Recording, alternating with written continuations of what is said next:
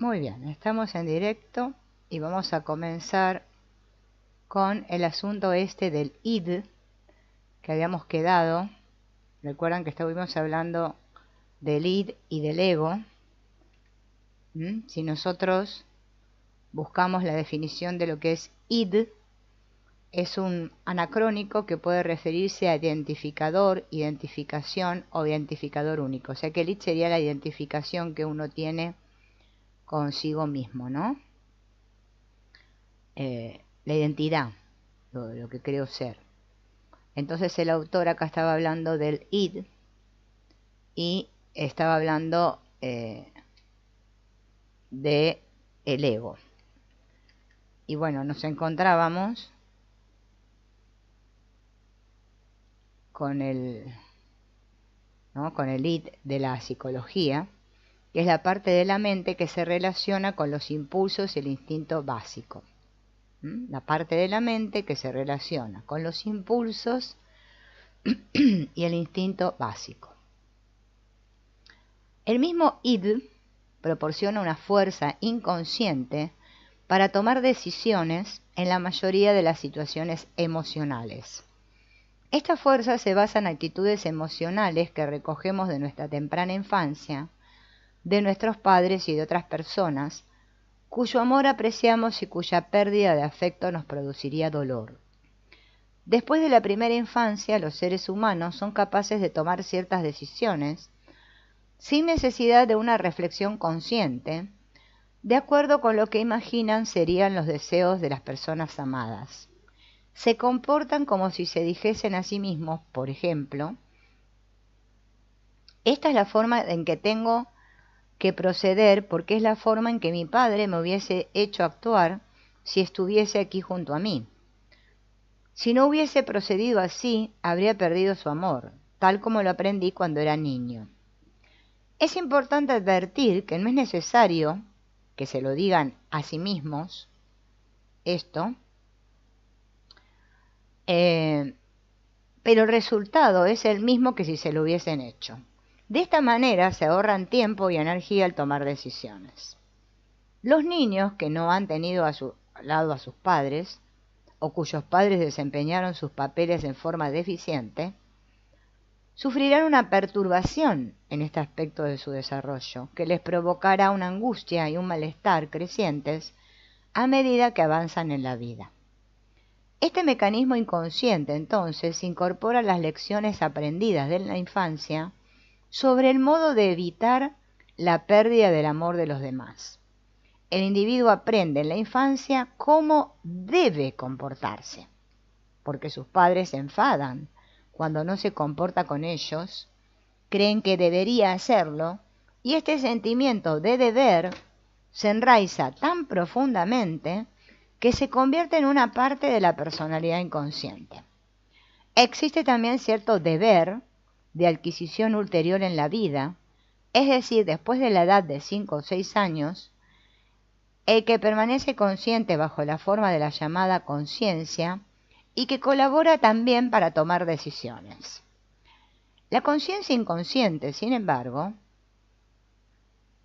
constituye un problema mucho más importante que la conciencia consciente, ya que se forma más tempranamente, está más profundamente enraizada, es más poderosa, es más difícil de modificar y controlar, y afecta a la conducta de los seres humanos sin que éstos se den clara cuenta de ello, y a menudo a pesar de sí mismos. Cuando el individuo se hace adulto, sus padres naturalmente no están a su lado para castigarlo si no actúa como ellos creen que debería hacerlo, pero sus imágenes poderosas y de intensa carga se encuentran en su inconsciente, lo cual tiene la misma eficacia, ya que, según recordamos, el ser humano tiende a actuar de acuerdo con sus imágenes, más que de acuerdo con la realidad. Escuchen esto bien claro. Tendemos a actuar más de acuerdo con nuestras imágenes mentales que de acuerdo con la realidad. Y el hecho de que las imágenes de deber puedan tener 20 o 40 años de antigüedad no introduce diferencia alguna, ya que son inconscientes. Y sabemos que el inconsciente no envejece y que sus imágenes están imbuidas de un sentimiento de inmortalidad que las mantiene frescas y jóvenes. En cuanto a la imposición de castigos por las transgresiones cometidas, no es necesario que los padres estén presentes. El propio id se encarga de la tarea. Así como una parte de su líbido está normalmente vuelta hacia sí mismo, de manera que el sujeto se respeta, admira y protege a sí mismo, así también hay una parte de su mórtido que está dirigida hacia el interior y proporciona la energía para el autocastigo. Cuando realiza algo que cuando niño aprendió no debía hacer, esta parte del amórtido activa la imagen de los padres ausentes para castigarlo.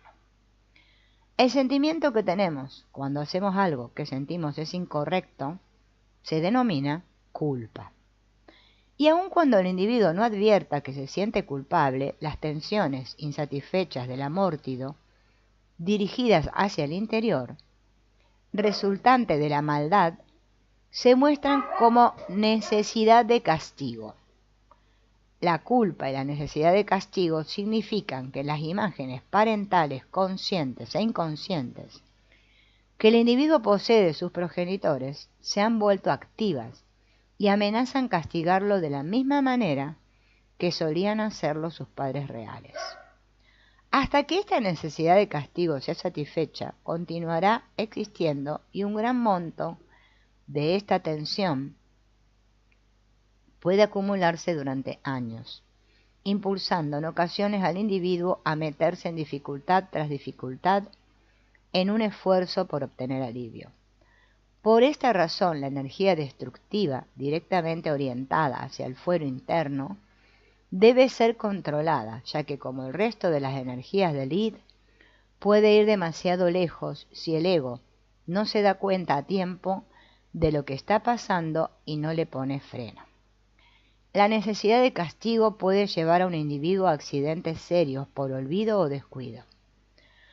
Podemos ver ahora que las tensiones del id son un poco más complicadas de lo que indicamos al principio.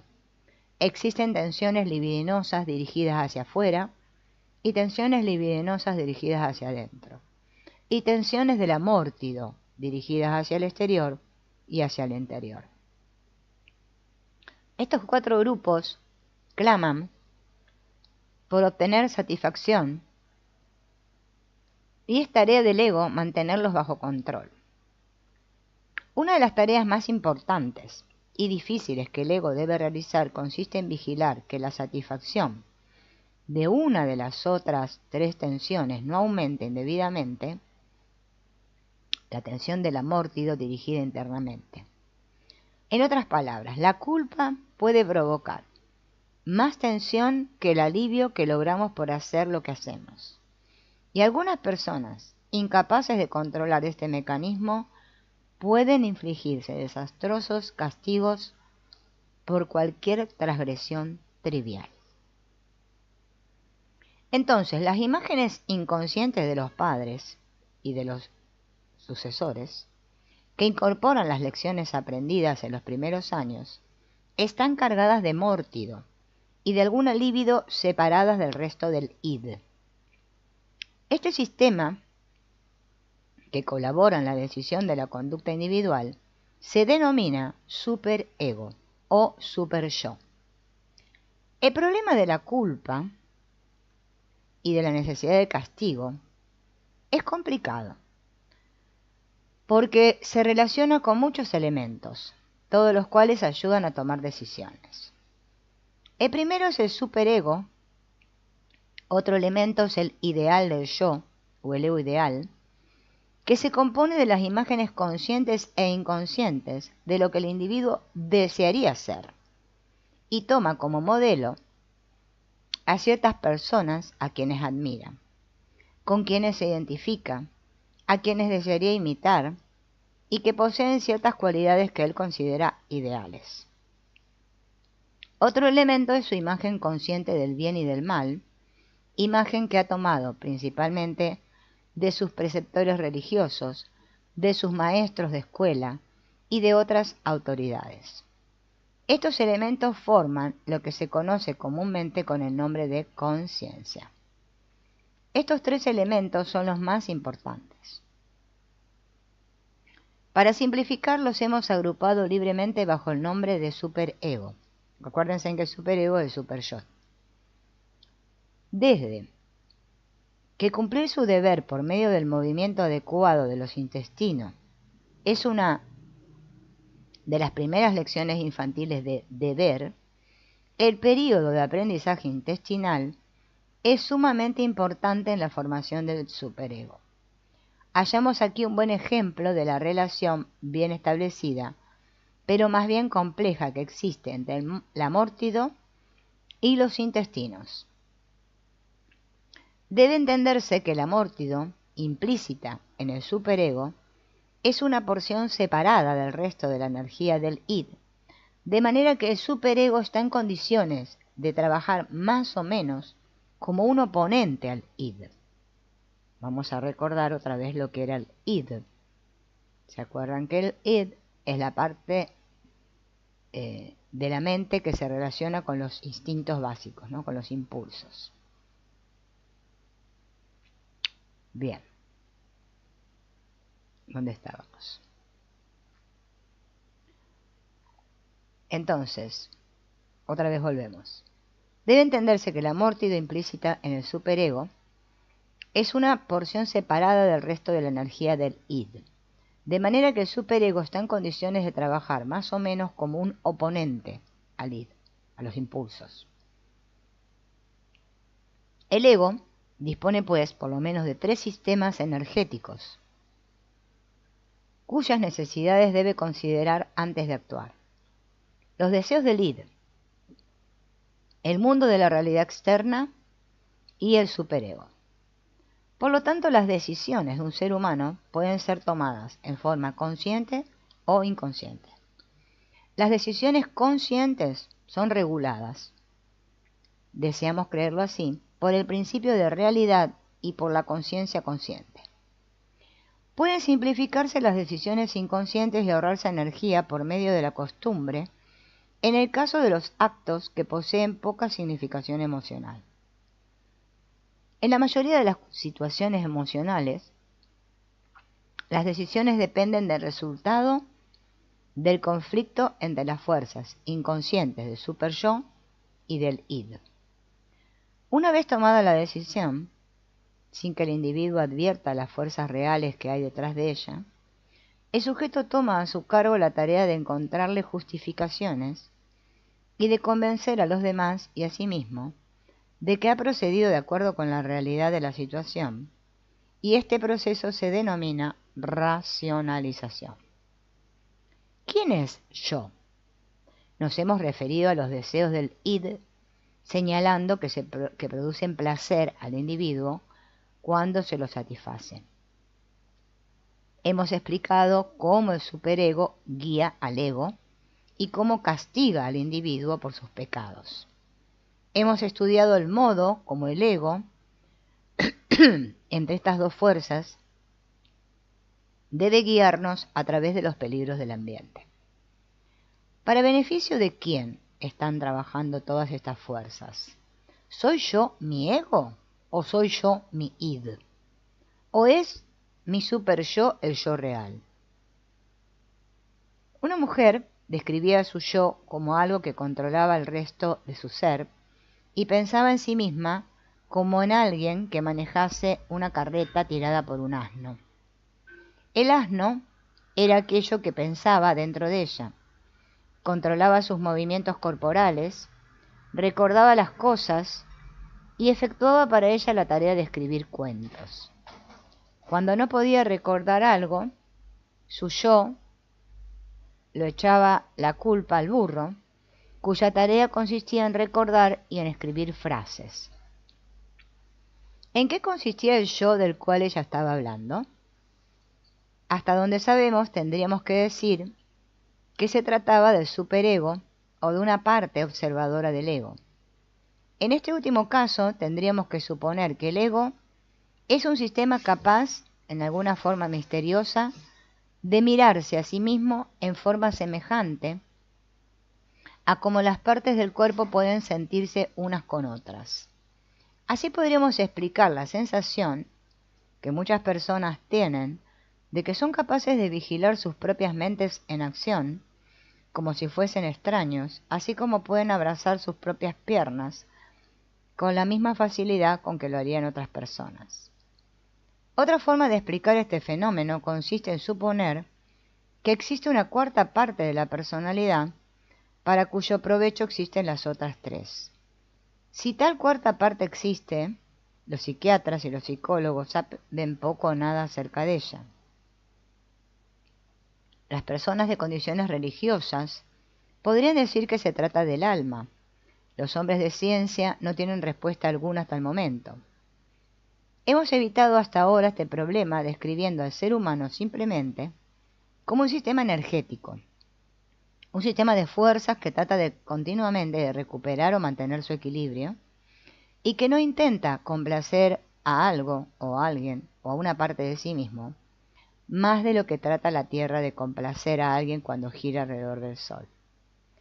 Aunque el conductor de la carreta de la mente humana puede lógicamente ser tanto el superego como una parte del mismo ego, podemos, si lo deseamos, considerar la sensación que la gente tiene de que puede vigilar su propia mente como una manifestación de un cuarto sistema de tensiones en el aparato mental. Podría tratarse del mismo sistema de tensiones que normalmente impulsa en forma continua a los seres humanos en la dirección del progreso. Podemos suponer la existencia de un sistema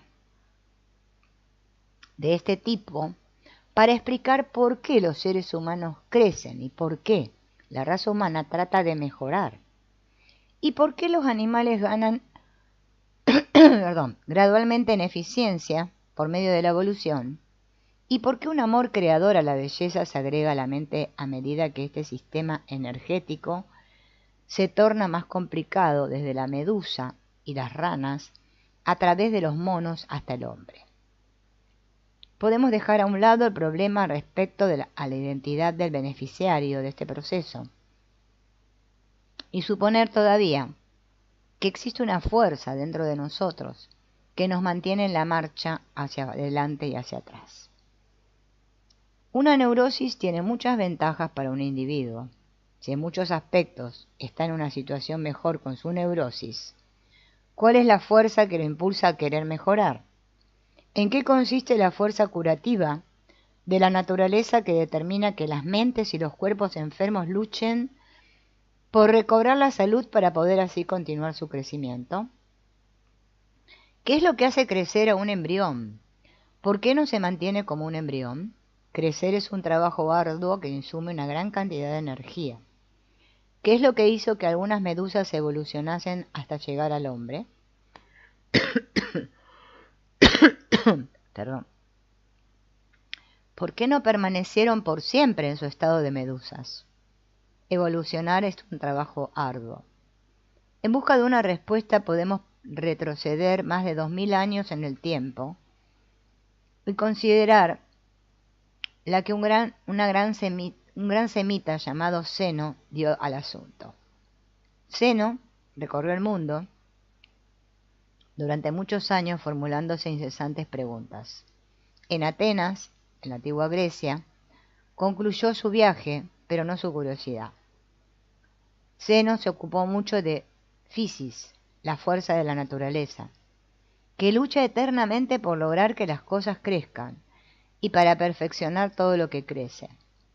La idea de Fisis no era original de Zeno, pero él se ocupó mucho de ella en relación con el crecimiento y el desarrollo de las cosas. Muchos filósofos desde entonces han hablado de la fuerza creadora de la naturaleza que hace crecer todas las cosas de un modo ordenado y progresivo. Si tal impulso de crecimiento existe tanto en las mentes como en los cuerpos, ¿cómo podemos ubicarlo en nuestro esquema energético y qué relación guarda con las otras tensiones mentales? Debemos recordar que hemos hablado de la amórtido interna y externamente dirigida y de la libido dirigida hacia afuera, pero hasta ahora poco hemos dicho de crecimiento hemos dicho acerca de la libido dirigida hacia adentro. Podría ser que esta energía de crecimiento derivase de la fuerza de la libido dirigida hacia adentro. Tal explicación parece demasiado simple, sin embargo. Por ejemplo, exactamente lo opuesto podría ser cierto, y la libido podría constituir solo un aspecto de la energía de crecimiento. Quizás Fisis no existe en absoluto, pero a pesar de nuestra incapacidad para ser precisos en este problema, hay tantas cosas que ocurren como si esta fuerza existiera, que resulta más sencillo entender a los seres humanos si suponemos que existe. Nos tomaremos la libertad de suponer que la Fisis es una fuerza con la que se debe contar en un estudio de la mente humana y evitaremos la cuestión de si es una fuerza separada de la libido dirigida hacia el interior.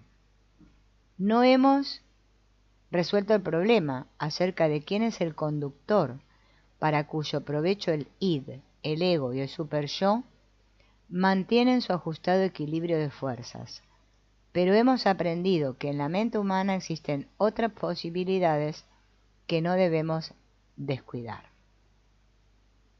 Entonces, ¿qué es lo que hemos aprendido hasta ahora? Nos hemos aventurado en el verdadero campo de batalla de la psiquiatría moderna. Estos temas son difíciles, pero es absolutamente necesario que poseamos alguna orientación para poder entender lo que veremos a continuación. Veamos qué son las fuerzas. Resulta interesante considerar la dinámica mental en los términos de las distintas formulaciones del segundo principio de la termodinámica, completamente aparte de la cibernética y de la teoría de la información. La idea de que todos los sistemas tienden a aproximarse a un estado de equilibrio, el concepto de que los cambios en la entropía son independientes de la historia previa del sistema y de cualquier proceso particular, y las propias ecuaciones de entropía son estimulantes, lo mismo que el principio de Le Chatelier, después de la aparición de la primera edición de este libro. Y otros, como Oslow y Menninger, han desarrollado algunas de las ideas mencionadas aquí. Una consideración más detenida acerca del problema de la energía psíquica puede encontrarse en el libro de Kenneth Colby, Energía y estructuras en el psicoanálisis. Acerca de los instintos, la cuestión de si los impulsos destructivos son primarios o si son secundarios a las frustraciones de la libido, coloca la psiquiatría práctica en la misma posición que el problema original de herencia versus medio. A manera de prueba de objetividad, se pueden practicar experiencias con la hipótesis opuesta, según la cual la libido surge solo como resultado de la frustración del amórtido. En la pubertad, por ejemplo, los deseos sexuales aparecerían como un sustituto del deseo de matar. Una serie de pensamientos de este tipo pone de relieve la dificultad para resolver el problema de los instintos de muerte, y de cualquier modo, la psicoterapia se ocupa menos de saber cuánto hay de innato en el niño que de la extensión en el que se le puede modificar.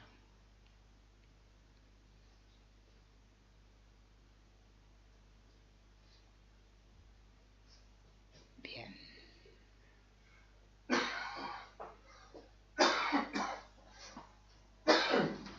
Entonces, ¿en qué difieren un adulto y un niño?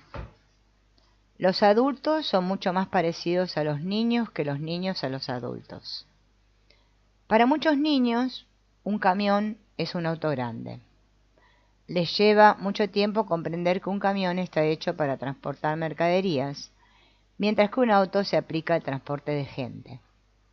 En forma similar, para muchos adultos, un niño es un adulto pequeño. No comprenden que en términos muy generales la tarea del niño consiste en aprender a manejarse, mientras que la labor del adulto consiste en aprender a manejar su ambiente. Así, aunque un adulto es a menudo un niño grande, un niño no es nunca un adulto pequeño. La idea de que el niño es un adulto en miniatura es llamada la concepción del niño como un homúnculo. Homúnculo, que significa hombrecito, que es una linda palabra para que las madres la tengan en su vocabulario, aunque sea engañosa. Entonces, ¿en qué difiere un niño de un adulto? En que un niño está desvalido. A medida que crece, su desvalimiento disminuye, pero todavía depende de sus padres para que éstos le enseñen la forma adecuada de hacer las cosas.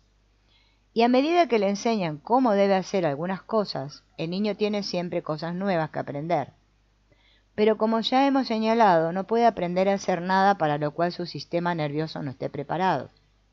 La época en que maduran los distintos nervios, por ejemplo, de las piernas y los intestinos, depende de la cantidad,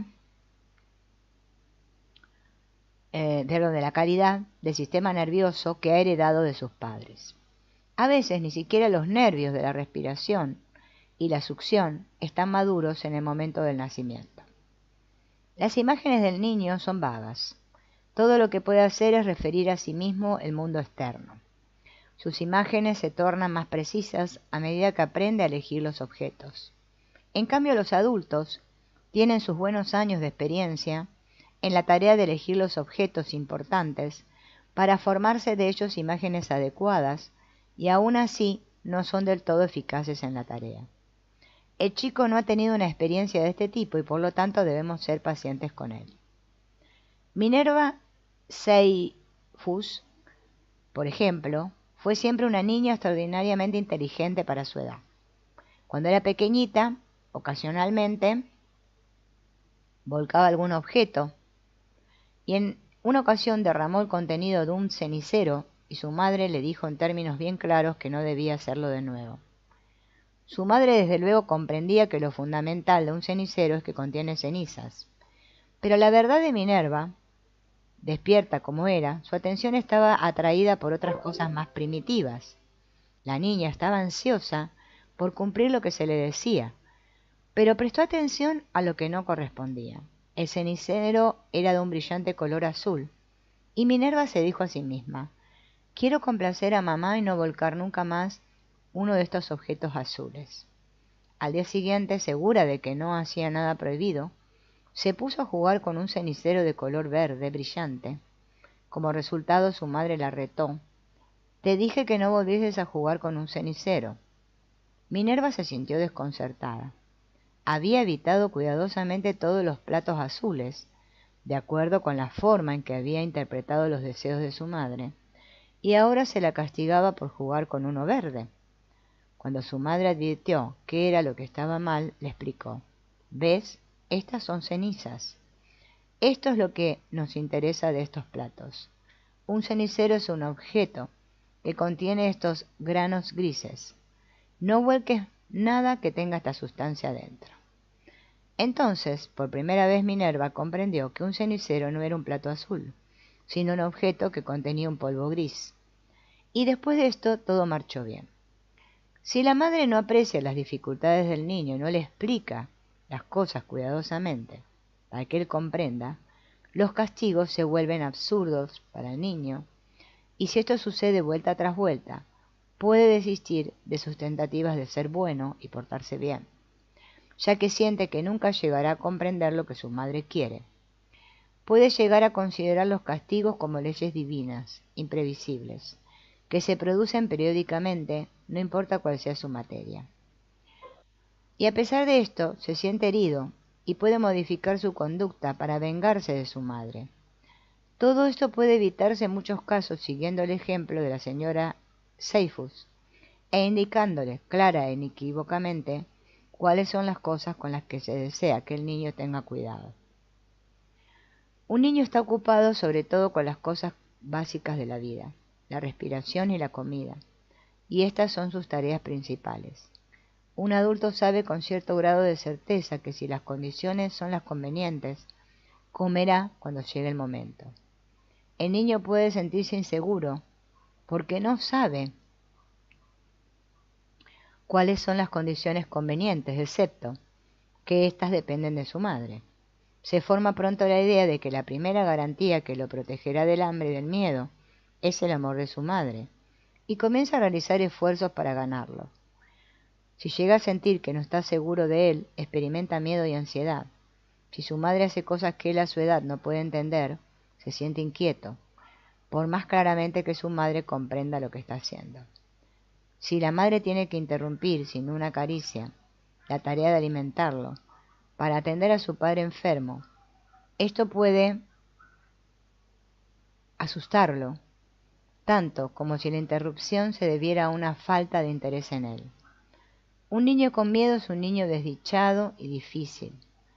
Si encuentra una oportunidad, quizás se vengue del susto sufrido. No puede reflexionar con la suficiente lucidez como para darse cuenta de que una conducta semejante le ocasionará más daño que provecho. La vida de un niño está llena de sobresaltos y de cosas sorprendentes que no podemos apreciar completamente una vez que somos mayores. Imaginemos qué choque representa para un niño el nacimiento y cuán sorprendido debe sentirse cuando contempla por primera vez una palabra escrita. Su madre le dice que esas señales negras significan gato. Muy bien, pero él sabe que un gato es un animal con piel. ¿Cómo pueden esas marcas negras querer decir lo mismo que un animal con piel? Qué cosa sorprendente. Él quisiera saber más acerca de ello. Bien. Bueno, por hoy vamos a dejar por aquí y continuaremos con el tema muy apasionante que marca cómo se va